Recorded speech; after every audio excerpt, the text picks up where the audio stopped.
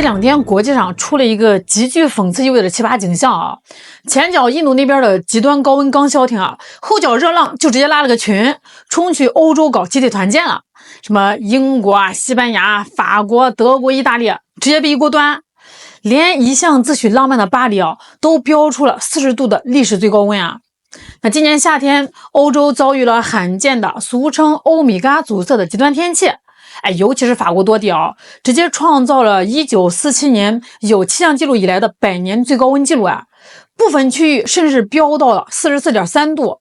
，4、5千万欧洲的民众啊，一夜之间全部被笼罩在热气腾腾的蒸笼里啊，每天活得像高压锅里的饺子，无处可逃。到了这一刻啊，什么欧洲宜居天堂、优雅高配生活的100年滤镜，啪的一声碎了一地。以前那些傲慢的欧洲精英们，不是天天在媒体上贴金，吹嘘什么装空调是耻辱，真正的好房子根本不用空调，靠呼气就行吗？结果现在呢，全疯了似的，满世界抢咱们中国的空调啊！据说在欧洲一些地方，原本只要120欧元的简易机子，在黑市上直接被黄牛炒到了5000欧元，而且还是一机难求。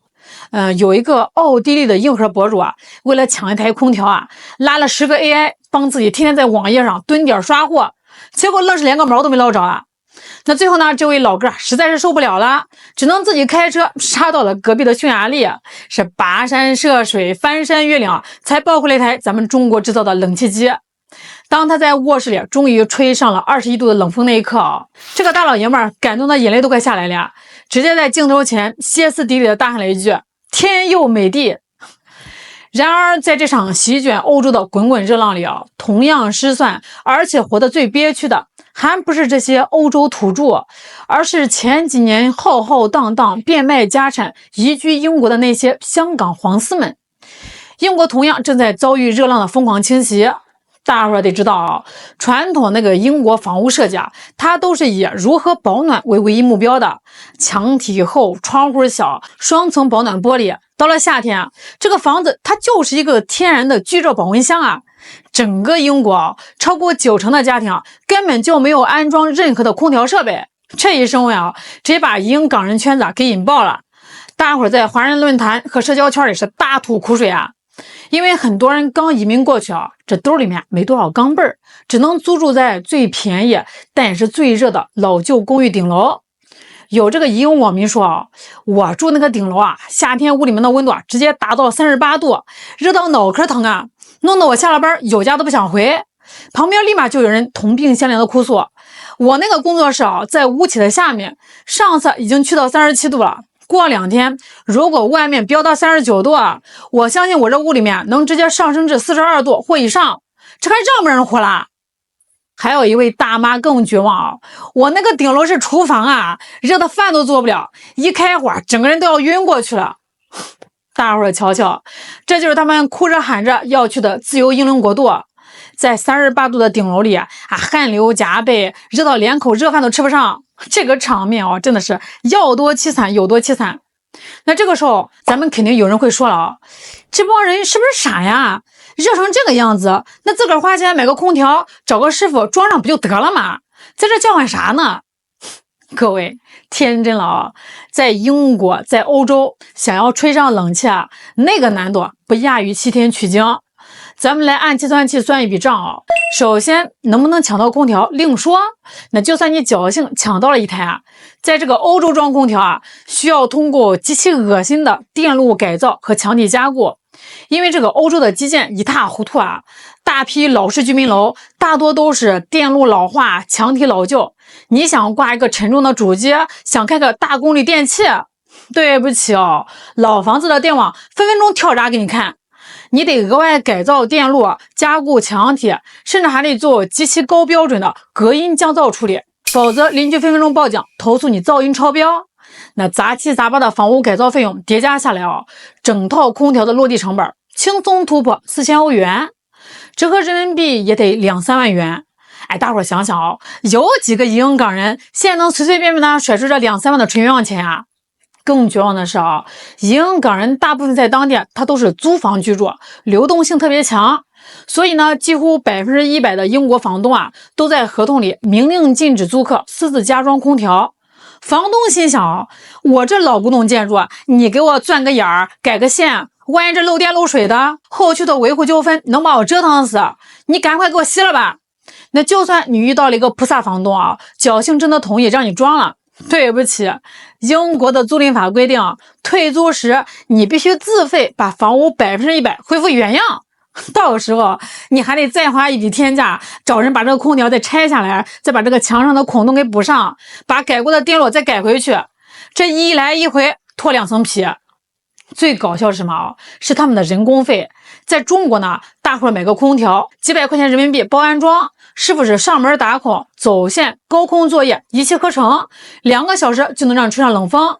但是在欧洲啊，那人工费啊是贵到天上啊！一个持证的专业人工，光是上门的起步安装费，很多地方就是1500欧元起步呀。如果遇到那种复杂户型了，或者是高空作业啊，费用直接给你冲到2000至3000欧元啊。也就是说啊，在这个英国啊，装空调的工钱往往是空调本身价格的好几倍。这种畸形的社会基建效率啊，直接把这帮移英港人死死的按在了38度高温里，动弹不得。那就在这帮移英港人和欧洲土著啊，在44度的高温里咬牙硬扛的时候，搞笑的一幕出现了啊！以前一帮人吹欧洲是发达国家，吹那些高配生活的牛皮碎了一地不说，人家欧洲人反过来开始羡慕起咱们中国了。就像我之前说的那个一个法国妹子，在这个家里面热的实在受不了了，随手刷视频消遣的时候，无意间她刷到了一个中国养猪场的实拍画面，不看不知道啊，一看这个法国妹子当场就彻底破防了。或者说，我真的不想拿法国跟中国比啊，但是我实在受不了了。在法国，我们人类在40度的高温里快热死了，而在中国，连猪圈里都有恒温空调啊！这个声音一出现啊，整个发达国家的网友圈子全线沸腾了。这何止是打脸啊，这简直是把所谓欧洲宜居天堂啊，西方高配生活的百年滤镜按在地上疯狂摩擦呀！谁能想到啊，咱们的中国制造，咱们的工业基建也有了被欧洲人羡慕到喊天佑的一天啊！毕竟啊，西方媒体平时再多的抹黑说辞，在实打实的清凉的24度室温面前啊，都显得那么的苍白和好笑。他们之所以如此破防啊，也是真被逼到份上呀。就拿法国来说，在这波热浪里，法国官方报出来的数字是至少55人遇难，1万多所中小学被迫停课。更惨的是，法国大部分公立医院连空调都没有，医生护士呢是一边中暑一边抢救病人。西班牙是更严重，官方公布死亡超过200人，但是当地媒体直言这个数字根本就是往少了报的，实际情况是惨不忍睹。各位，事情到了这一步按理说大家应该赶紧反思基建，赶紧想办法装空调，对不对？但是在香港黄丝们最喜欢的移民国度英国，他们却憋出了一个更绝、更反制的操作。因为这个英国装得起空调的人本来就极少嘛，结果这2天这个网上居然有一帮英国的奇葩网民发起了一场轰轰烈烈的网络活动，大声疾呼，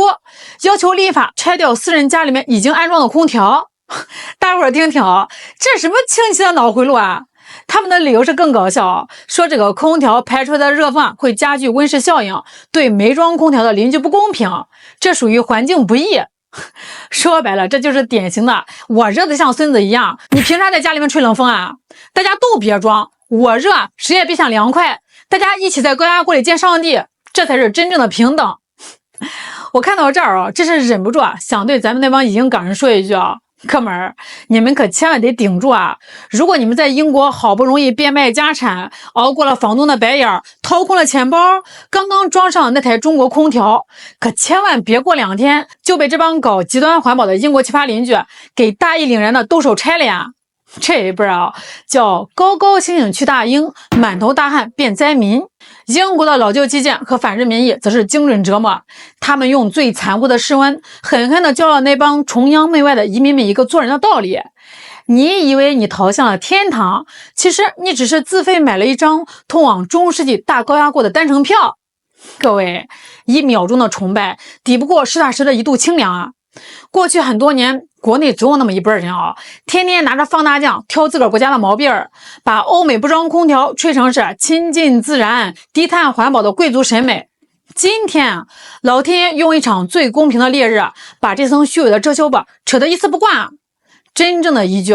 不是在报纸上吹出来的空气有多甜，而是在大暑天里，普通老百姓都能消费得起、用得上的电力保障和空调普及，是连山沟沟里的养猪场都能享受到的全工业、全产业链的降维红利。那么，如果让你去一个连空调都装不起的发达国家，你愿意去吗？